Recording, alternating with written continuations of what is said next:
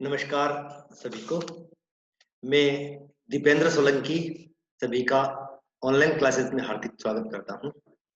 आज की इस क्लास में हम एल्गी विषय का मेंबर कारा को कंटिन्यू करेंगे।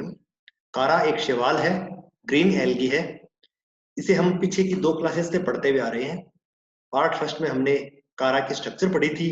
पार्ट सेकंड में हमने सेक्सुअल रिप्रोडक्शन के अंतर्गत इसके मेल रिप्रोडक्टिव ऑर्गन जिसे हम ग्लोब्यूल कहते हैं उसकी स्ट्रक्चर पढ़ी थी। आज की क्लास में हम सेक्सुअल रिप्रोडक्शन के अंतर्गत इसके फीमेल रिप्रोडक्टिव ऑर्गन के स्ट्रक्चर और फर्टिलाइजेशन आदि सभी स्टेप्स को हम पढ़ेंगे।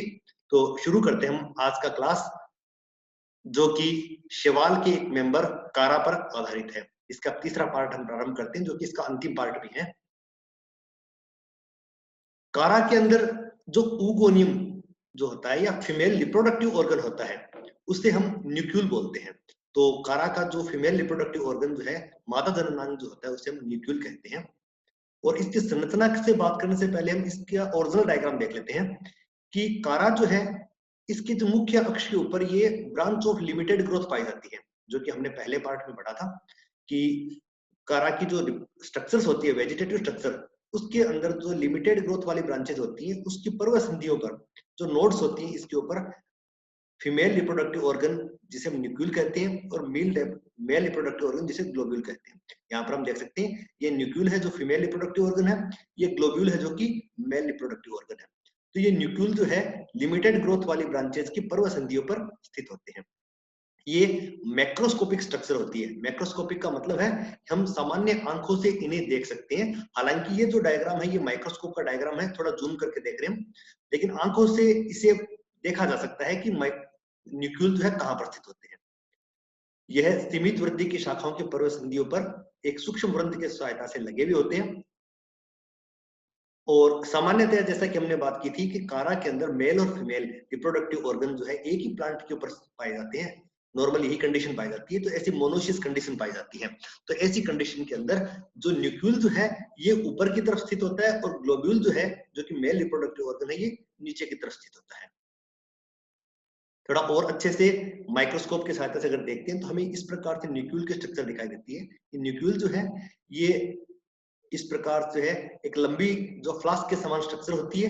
इसके शीर्ष भाग पर जो है कोरोना स्थित होता है। यह स्ट्रक्चर जो कोरोना स्थित होती है, यह इसकी भित्ति होती है, जो लाइट कलर से दिखाई दे रही है भित्ति है, जो कि नलिकाकार कोशिकाओं जिन्हें ट्यूब सेल्स कहते हैं उसके द्वारा बनी होती है। ये इसका केंद्रीय भाग जो है इसकी एग सेल होती है, जो अंड कोशिका होती है। तो ये इसका ओरिजिनल डायग्राम है, जो कि हम माइक्रोस्कोप की सहायता से इसे हम देख पा रहे हैं। यहाँ पर हमने इसका आउटलाइन डायग्राम लिया है। इस आउटलाइन डायग्राम की सहायता से हम इसे समझने का कोशिश करेंगे कि जो कारा होता है, ये जो न्यूक्यूल होता है, इस न्यूक्यूल का जो आवरण होता है, इस प्रकार कुछ नलिकाकार कोशिकाएं होती हैं। कोशिकाएं जो है नलिकाकार होती हैं, जो कि ट्यूब सेल्स कहलाती हैं। इन ट्यूब सेल्स की संख्या 5 होती है। तो ये 5 नलिकाकार कोशिकाएं जो है इस पूरी न्यूक्यूल के चारों तरफ जो है कुंडलित होती हैं। इसे चारों ओर जो लिपटी हुई होती हैं, और इनके जो कुंडलन होते हैं ये क्लॉकवाइज होते हैं, दक्षिणावर्त क्रम में ये कुंडलित होती है। 2 या 2 से अधिक बार ये कुंडलित होकर इस न्यूक्लियस के चारों तरफ आवरण बनाने का काम करती है। और प्रत्येक ट्यूब कोशिका का शीर्ष भाग जो होता है, ये एक छोटी कोशिका का निर्माण करता है। यानी 5 ट्यूब कोशिकाएं हैं, 5 ट्यूब सेल्स जो है इनका शीर्ष भाग 5 छोटी छोटी कोशिकाएं बनाता है। ये पांचों कोशिकाएं 1 2 3 4 5, ये पांचों कोशिकाएं जो है ये इसके शीर्ष भाग पर एक क्राउन बनाती है, जिसे हम कोरोना बोलते हैं। इस प्रकार क्राउन के जैसी स्ट्रक्चर बनती है, इसे हम कोरोना से बोलते हैं। तो इस प्रकार एक बाहर से देखने पर हमें इस प्रकार से न्यूक्यूल की जो स्ट्रक्चर है ये हमें दिखाई देती है। तो न्यूक्यूल जो है बहुत ही सिंपल स्ट्रक्चर है ग्लोब्यूल की तुलना में। ग्लोब्यूल हमने पढ़ा था तो हमने देखा था कि ग्लोब्यूल जो बहुत कॉम्प्लिकेटेड स्ट्रक्चर है, लेकिन न्यूक्यूल जो है ग्लोब्यूल के मुकाबले बहुत ही सिंपल स्ट्रक्चर होती है। अगर इसके न्यूक्लियस का टीएस देखते हैं, सॉरी एलएस देखते हैं, लॉन्गिट्यूडिनल सेक्शन देखते हैं, तो हमें इस प्रकार से ये ट्यूब सेल्स दिखाई देती है। आवरण जो है इसका ट्यूब सेल्स से निर्मित होता है। शीर्ष भाग पर इसके कोरोना पाया जाता है। एक्चुअली कोरोना अलग से कोई कोशिका नहीं है, ट्यूब सेल्स जो है संख्या में 5 होती है। इनके शीर्ष भाग जो है, शीर्ष भाग एक छोटी छोटी कोशिकाएं बनाते हैं जिन्हें हम कोरोना बोलते हैं। तो कोरोना कोशिकाओं की संख्या भी 5 होती है। ये इसके केंद्रीय भाग जो है, इसका संपूर्ण केंद्रीय भाग जो है एक बड़ी कोशिका से मिलकर बना होता है, जिसे हम एग सेल बोलते हैं। इस एग सेल के अंदर एक स्पष्ट केंद्रक, जो बड़े आकार का केंद्रक पाया जाता है, जिसे हम एग न्यूक्लियस कहते हैं। यह जो एग सेल है, इसमें अत्यधिक मात्रा में संचित भोजन जो है संग्रहित होता है। स्टोरेज फूड जो बहुत अधिक मात्रा में पाया जाता है, क्योंकि यह आगे जब ऊसपोर का निर्माण करेगा, तो ऊसपोर के निर्माण के उपरांत जब जर्मिनेशन होगा, तो उसे पोषण प्रदान करने का काम करेगा। तो इस पोषण को संग्रहित रखने के लिए इसमें बहुत अधिक मात्रा में स्टोरेज फूड पाया जाता है। इस एग सेल का जो शीर्ष भाग है, ये शीर्ष भाग जो है, इसमें स्टोरेज फूड की मात्रा कम होती है, अपेक्षाकृत रूप से कम होती है। और यह जो है कुछ पारदर्शक क्षेत्र होता है, कुछ काचाभ या पारदर्शक क्षेत्र होता है, ट्रांसपेरेंट सा कुछ जोन बनता है। इससे इसी भाग के द्वारा जो है ये एंथेरोजोइड्स को अपनी तरफ आकर्षित करने का काम करते हैं। ये यहाँ पर इसकी वृंत कोशिकाएं होती है। तो ये पूरी स्ट्रक्चर है, इसकी न्यूक्लियल की स्ट्रक्चर होती है, बहुत ही सिंपल ये स्ट्रक्चर होती है। जो न्यूक्लियल होता है, न्यूक्लियल के अंदर उपस्थित एग सेल का जो जीवद्रव्य है, इसमें अत्यधिक मात्रा में भोज्य पदार्थ जैसे ऑयल ड्रॉपलेट्स है, स्टार्च के ग्रेन्यूल्स है, ये पाए जाते हैं। और ये सामान्यतः नीचे की ओर होते हैं, जैसा कि अभी बात कर रहे थे। और इसका जो शिखाग्र होता है, इसका जो ऊपरी भाग होता है, उसमें हाईलाइन क्षेत्र या ट्रांसपेरेंट जोन पाया जाता है, जो कि रेसेप्टिव स्पॉट की भांति काम करता है। और यह एंथेरोजोइड्स को अपनी तरफ आकर्षित करने का काम करता है। यह बहुत ही इंपॉर्टेंट कैरेक्टर है, अगला कैरेक्टर, कि इसकी जो ओवरी होती है, सॉरी न्यूक्लियल होता है, अंडधानी, इसके चारों तरफ जो ट्यूब सेल्स का जो आवरण पाया जाता है, यह इन शैवालों का एक बहुत ही एडवांस कैरेक्टर है। बाकी शैवालों के अंदर इस प्रकार का आवरण जो है अनुपस्थित पाया जाता है, लेकिन कारा जो है, कारा में फीमेल रिप्रोडक्टिव ऑर्गन के चारों तरफ ट्यूब सेल्स का जो आवरण पाया जाता है, यह आवरण ब्रायोफाइटा समूह जो है, उसमें आर्किगोनियम के चारों तरफ पाए जाने वाले जैकेट के समान जो पाया जाता है। ब्रायोफाइटा जो पादप होते हैं, उनका लाक्षणिक गुण होता है कि बहुत मेन कैरेक्टर है कि इनकी आर्किगोनियम के चारों तरफ जैकेट सेल्स पाई जाती है।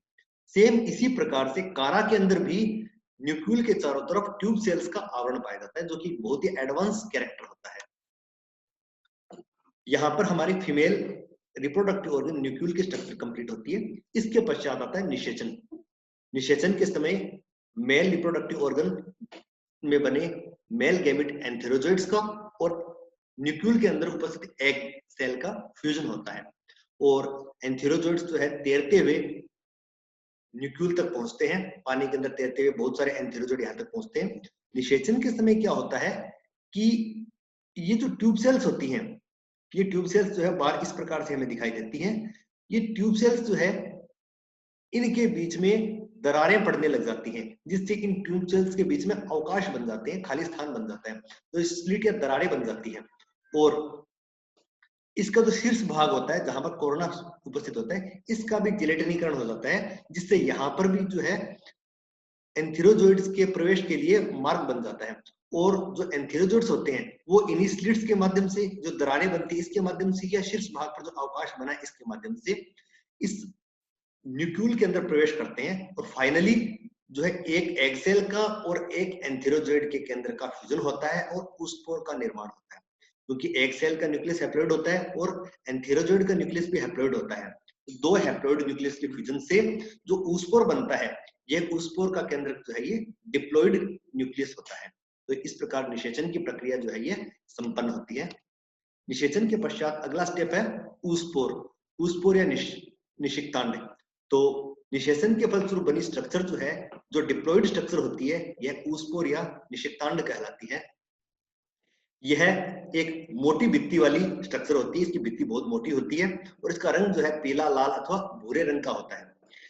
जैसा कि हम बात करते हैं, इसकी भित्ति बहुत मोटी होती है और 4 परतों से मिलकर बनी होती है। और इसकी जो बाह्य दोनों परतें जो है ये कलर्ड होती है, वर्णकित होती है, पिगमेंट्स उपस्थित होते हैं, इसलिए रंगीन दिखाई देती है। ये जो पीला, लाल या तो भूरा रंग जो होता है, ये बाहरी दोनों परतों की वजह से होता है, जबकि भीतरी दोनों परतें जो है ये रंगहीन होती है।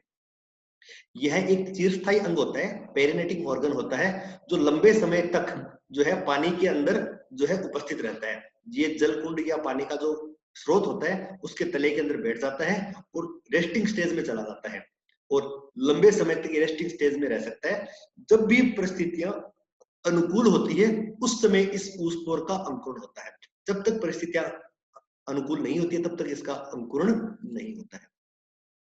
जब इसका अंकुरण होता है उस समय इसका जो डिप्लॉइड न्यूक्लियस जो होता है, यह डिप्लॉइड न्यूक्लियस इसके शीर्ष भाग की तरफ बढ़ता है। यानी जब अंकुरण का जो समय आता है उस समय इसका डिप्लॉइड न्यूक्लियस जो है इसके शीर्ष भाग की तरफ चला जाता है, और इसमें भी पहला विभाजन जो होता है मियोसिस या अर्धसूत्री विभाजन होता है, और जिसके फलस्वरूप इस द्विगुणित केंद्रक के विभाजन से 4 अगुणित केंद्रक बनते हैं। हमने पहला मेंबर, इससे पहले मेंबर वोल्वोक्स पढ़ा था। वोल्वोक्स में भी इसी प्रकार की कंडीशन पाई जाती है कि जो ऊस्पोर बनता है उसके अंदर मियोसिस होता है। सेम इसी प्रकार से कारा के अंदर भी जो डिप्लॉइड न्यूक्लियस है ऊस्पोर का, उसके अंदर अर्धसूत्री विभाजन या मियोसिस होता है और 4 अगुणित केंद्रक बनते हैं। इसके पश्चात एक इसके अंदर अनुप्रस्थ भित्ति बनती है और 2 असमान कोशिकाएं बनती है। छोटी कोशिका जो शीर्ष भाग की तरफ होती है, इसका आकार मसूराकार गया, लेंटिकुलर सेल होती है। इसका आकार इस प्रकार से होता है, मसूर की जो दाल होती है उस प्रकार से दिखाई देता है, तो लेंटिकुलर सेल होती है। और इसमें केवल एक केंद्रक होता है, और जो आधारी कोशिका जो बड़ी होती है उसमें 3 अगुणित केंद्रक होते हैं। इसे हम एक डायग्राम की सहायता से समझने का प्रयास करेंगे। ये यहाँ पर आपका ऊस्पोर है, जो बाहर से इसकी भित्ति दिखाई दे रही है हमें। ये ऊस्पोर जो है, ये जब इसकी ट्यूब सेल अलग हो जाती है उस समय जो ऊस्पोर जो है मुक्त हो जाता है, उसमें डिप्लॉइड न्यूक्लियस जो पाया जाता है। इस डिप्लॉइड न्यूक्लियस का निर्माण मेल गैमेट और फीमेल गैमेट के फ्यूजन से हुआ था, यानी एंथेरोजॉइड और एग न्यूक्लियस के फ्यूजन से हुआ था। ये ऊस्पोर की जो वॉल है जो बहुत ही मोटी होती है।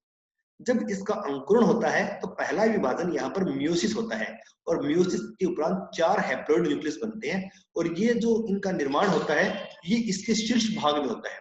जो ऊस्पोर होता है इसके शीर्ष भाग में ये न्यूक्लियस पहुंचता है और इसके अंदर मियोसिस होता है, और इसके उपरांत इसमें कोशिका में विभाजन होता है। 2 असमान आकार की कोशिकाएं बनती है। शीर्ष भाग की तरफ जो कोशिका बनती है वो आकार में छोटी होती है, लेंटिसेल के समान संरचना होती है, लेंटिकुलर सेल बोलते हैं इसे, मसूराकार कोशिका इसलिए लेंटिकुलर सेल बोलते हैं। और नीचे वाली जो आधारीय कोशिका जिसे हम बेसल सेल कहते हैं, ये आकार में बड़ी होती है और तीनों अगुणित केंद्रक इसमें उपस्थित होते हैं। और हालांकि ये तीनों केंद्रक कुछ समय के बाद डिजेनरेट हो जाते हैं, यानी विलुप्त हो जाते हैं। तो अंत में केवल एक कोशिका जो है जिसे लेंटिकुलर सेल जिसे बोलते हैं, यही कोशिका जो सक्रिय रहती है, और इस कोशिका में भी असमान विभाजन होता है। बड़ी कोशिका जो बनती है उसे प्रोटोनिमल इनिशियल बोलते हैं, छोटी कोशिका बनती है उसे राइजोइडल इनिशियल बोलते हैं। 2 कोशिका बनती है, बड़ी कोशिका प्रोटोनिमल इनिशियल और छोटी कोशिका राइजोइडल इनिशियल बोल कहते हैं। और इन दोनों में आगे डेवलपमेंट होता है, और डेवलपमेंट होने से जो प्रोटोनिमल सेल है इनिशियल है, प्रोटोनिमल इनिशियल के द्वारा प्रोटोनिमल सेल बनती है, राइजोइडल इनिशियल के द्वारा राइजोइडल सेल का निर्माण होता है। तो इस प्रकार प्रोटोनिमल सेल और राइजोइडल सेल दोनों का यहाँ पर निर्माण होता है ऊस्पोर की छोटी वाली कोशिका से। अब ये दोनों कोशिकाएं जो है आगे परिवर्तित होती है। जो राइजोइडल सेल है इसके द्वारा प्राइमरी राइजोइड का फॉर्मेशन होता है। राइजोइडल सेल प्राइमरी राइजोइड का फॉर्मेशन करती है, और जो प्रोटोनिमल सेल है इसके द्वारा प्राइमरी प्रोटोनिमा का निर्माण होता है। एक तंतु के समान संरचना बनती है जिसे हम प्राइमरी प्रोटोनिमा कहते हैं। यह प्राइमरी प्रोटोनिमा जो है नोड और इंटरनोड में विभेदित होता है। फाइनली प्राइमरी राइजोइड है आगे विभेदित होकर राइजोइड्स का निर्माण करता है। जो प्राइमरी प्रोटोनिमा है इसके द्वारा कारा के एक्सिस का निर्माण होता है, जिसके अंदर जो नोड और इंटरनोड विभेदित होकर संपूर्ण कारा का निर्माण हो जाता है। तो इस प्रकार ये जो ऊस्पोर है इसके ऊस्पोर के अंकुरण से कारा जो है इसके प्लांट का निर्माण होता है। तो इस प्रकार हमने देखा कि किस प्रकार से कारा जो है इसका जीवन चक्र पूरा होता है। इसे संक्षेप में हम देखते हैं एक बार वापस कि कारा जो है इसमें, सॉरी यहाँ पर गलती से एसेक्सुअल रिप्रोडक्शन लिखा हुआ है, ये वेजिटेटिव रिप्रोडक्शन है। वेजिटेटिव रिप्रोडक्शन हमने अमाइलम स्टार्च से पढ़ा था, बुलबिल से पढ़ा था, अमोर्फस बुलबिल से पढ़ा था और सेकेंडरी प्रोटोनिमा से पढ़ा था। तो इन चारों तरीकों से यहाँ पर वेजिटेटिव रिप्रोडक्शन होता है। और जब सेक्सुअल रिप्रोडक्शन होता है उस समय मेल सेक्सुअल रिप्रोडक्शन है, उसके लिए मेल सेक्स ऑर्गन बनता है ग्लोब्यूल, फीमेल सेक्स ऑर्गन बनता है न्यूक्लियम। मेल के अंदर बनते हैं एंथेरोजोइड्स, फीमेल में बनते हैं एग सेल्स। ये सभी हैप्लॉइड स्ट्रक्चर होती है। इनमें फर्टिलाइजेशन से जाइगोट बनता है डिप्लॉइड, जिसे हम ऊस्पोर कहते हैं। ऊस्पोर में तुरंत ही मियोसिस होता है और प्रोटोनिमा बनता है, और यह प्रोटोनिमा आगे कारा में डेवलप हो जाता है। तो यहाँ पर भी इस जाइगोट के अलावा संपूर्ण प्लांट जो है इस लाइफ यह हैप्लॉइड नेचर की होती है, इसलिए हैप्लॉन्टिक प्रकार का लाइफ साइकिल कहलाता है। तो इस प्रकार हमने देखा कि 3 पार्ट के अंदर, पार्ट 1, पार्ट 2 और पार्ट 3, इन तीनों के अंदर हमने कारा शैवाल जो है इसकी संपूर्ण संरचना का और उसके अंदर हमने रिप्रोडक्शन का हमने अध्ययन किया है। सभी को बहुत बहुत धन्यवाद। Thank you very much.